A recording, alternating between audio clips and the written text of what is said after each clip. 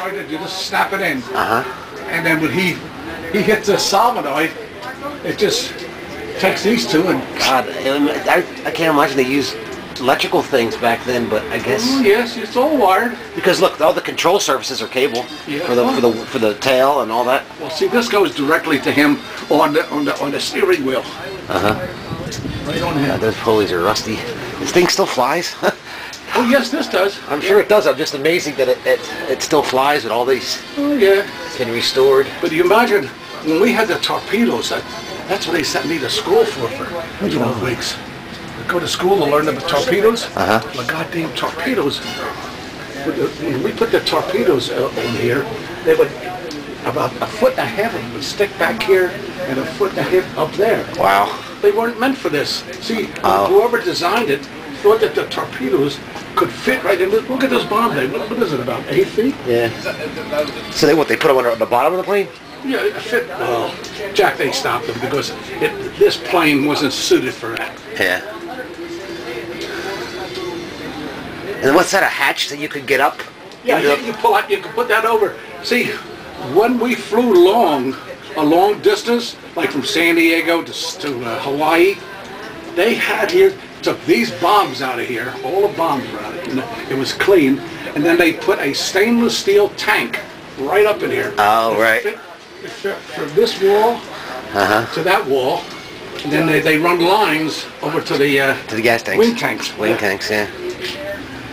Like, check that out. Yeah, that's quite a...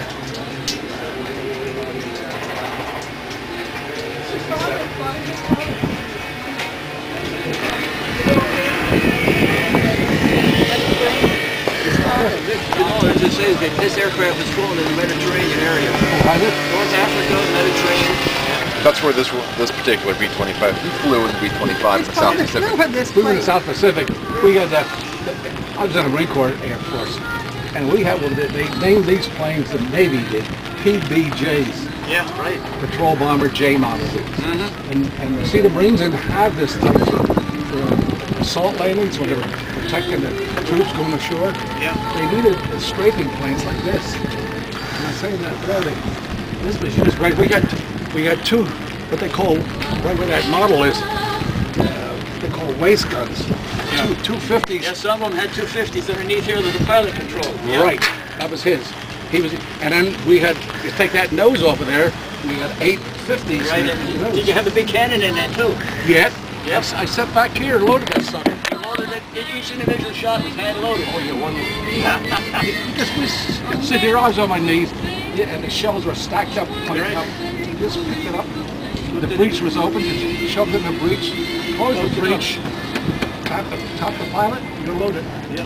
And he'd dive down for whatever he was going, a pillbox or something. And when he dived down, he had control of the cannon. Right, and the nose gun. And the nose guns, and the two waist guns here. Yeah. And sometimes you take over the turret. Like you tell them. And now a word from our sponsor. The turret to the... Unfortunately, you can't use your laundry detergent in a new Maytag this summer. For a Maytag, we are putting all our energy and facilities into helping win the war. Today, instead of washers, Maytag is reducing hydraulic and electrical actuating mechanisms for bombers, aluminum aircraft casting, and other items for special fighting equipment. But we can promise you that after the war, Maytag will be making washers again. Meanwhile, Maytag dealers have adequate service facilities and genuine Maytag parts when They needed. did some of the same things for the Fortress they did for this thing. Right. The pilot control was it. The Messerschmitts were coming in on head-on because of the 17 was weak there. These are beautiful planes. Beautiful. They were well up. They could be maintained easily. They could take these engines down in the morning, take them down. In the afternoon, they put a new Rolls Royce or... The aircraft, when it first was manufactured, the first model, if the government got the test, they wouldn't accept it because it wasn't fast enough. Yes, yeah. Because they had a manifold, a ring manifold around it, the stacks coming out the bottom here. Right. So the manufacturer went back and they took that manifold out and they put these are individual stacks from each cylinder. And that increased the horsepower and the performance, and then they accepted it. But it made it a noisy son of a gun.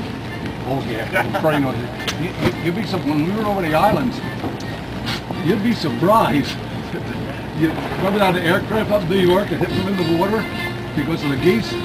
Well, we had bats. I'm telling you, those bats had about 8-foot wingspan. They'd be up in the palm trees, hanging upside down. And these guys would get on when we get on a runway to take off, why, they'd wake up all the bats. Yeah. You used to see them. Oh, we had a couple of aircraft had to land real quick, thank God. Yeah. Because the bats would go right into the cell. Yeah. And clog up the engine. Then the guy would probably have to get the land with one engine. Yeah. If he was lucky. We lost a couple of planes. Yeah, if you weren't too heavy, it flew okay on one engine. Yeah. Well, you know what helped us with these here manifolds was when we come out, we had Pratt & Whitney engines. And when we were out there, they switched to Rolls Royce. Yeah. And those things were all over loud. They were loud. Pratt & Whitney. Big black smoke out of them. They had beautiful maintenance with us. Every day. We were going up to 6, going up to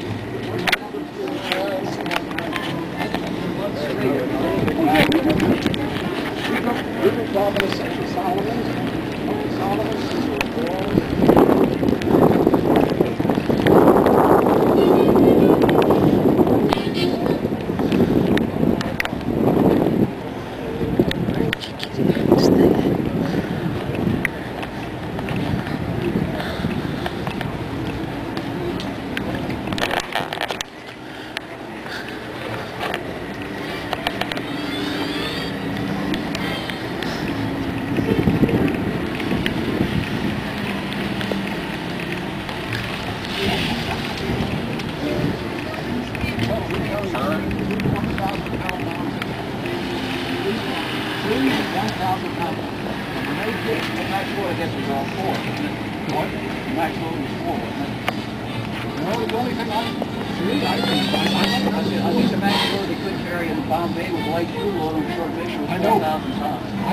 I was in ordnance.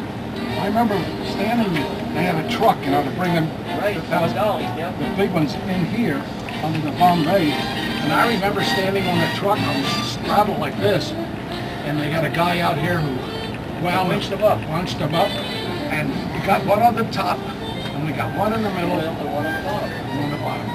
Well, the one in the middle, the guy didn't put the latch it onto the side clips here, and it fell. That tail fin hit my knee, and just cut my knee. Because I was on this truck like this, and it fell down in the truck.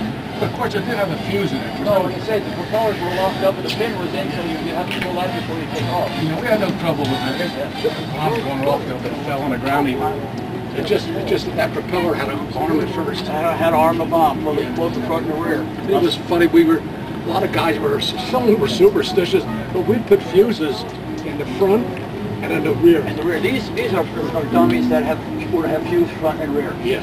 We did that we didn't have to. The tail or the nose. Well, I think it was that way. If one didn't work, the other one would. That was our theory. That's right. It was the pilots go back saying, the damn thing didn't go off and found stuff didn't go off. Yep. So then we start putting 2 in and say, now sure enough, it worked. Yep.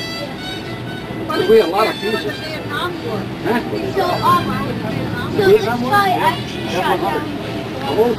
Yeah, this one's Yeah, the case for a 20mm cannon. Shell come through the doggone canopy, took the back of my helmet and put a crease and a chunk of it out, went right out the other side. Exactly. Wow. 20mm? That's as close as you want to get to one. Yeah.